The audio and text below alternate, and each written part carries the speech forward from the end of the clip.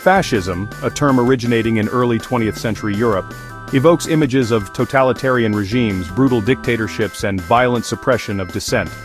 Benito Mussolini, Italy's fascist dictator, spearheaded this ideology, characterized by extreme nationalism, militarism, and a disdain for democratic values. Fascist regimes thrive on a cult of personality, where a charismatic leader embodies the nation's will and suppresses opposition through propaganda and fear.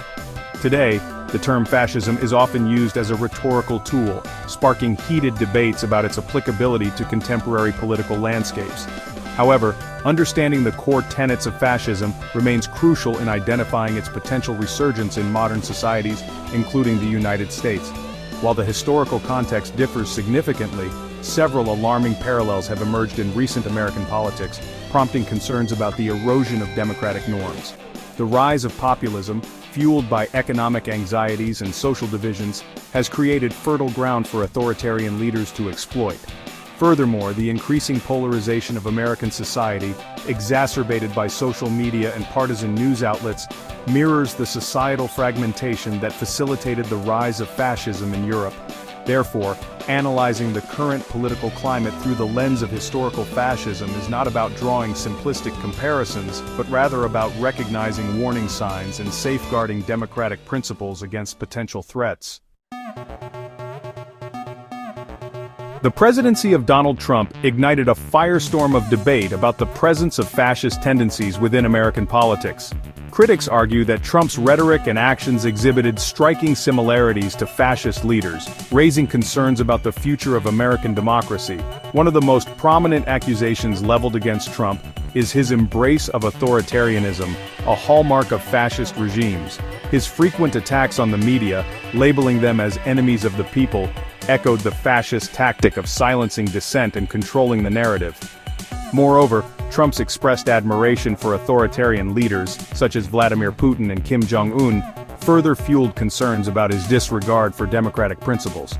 Trump's brand of politics relied heavily on ultranationalism, another defining characteristic of fascism.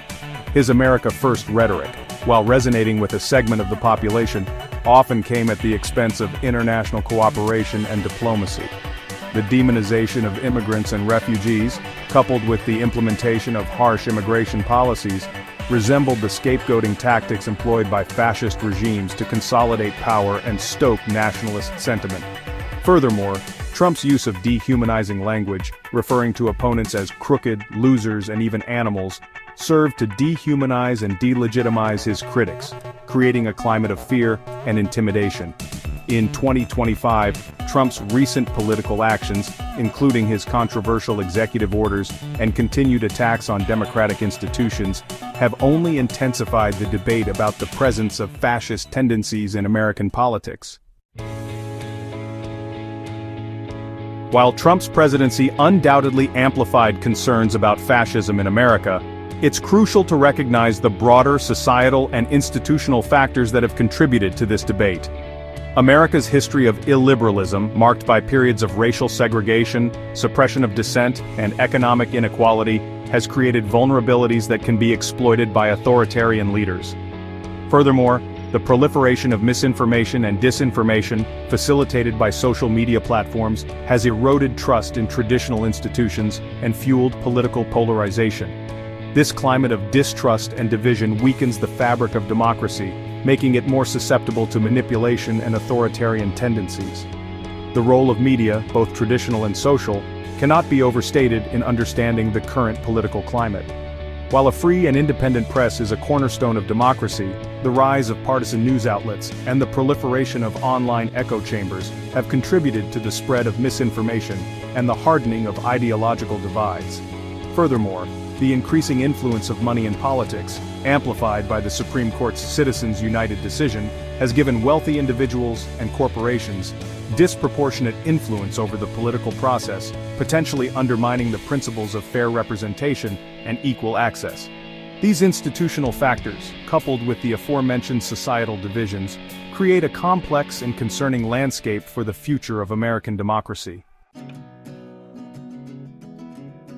As America grapples with its political identity in the wake of the Trump era, The question of whether the country is truly turning fascist remains a subject of intense debate.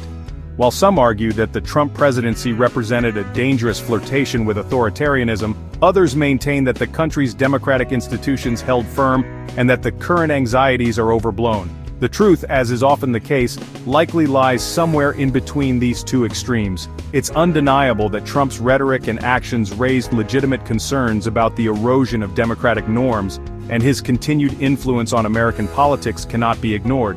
However, it's equally important to recognize the resilience of American democracy, demonstrated by the peaceful transfer of power after the 2020 election, and the ongoing efforts to hold those responsible for the January 6th insurrection accountable. The future of American democracy hinges on a multitude of factors, including the ability of its citizens to engage in constructive dialogue, bridge political divides, and safeguard the institutions that underpin a free and just society.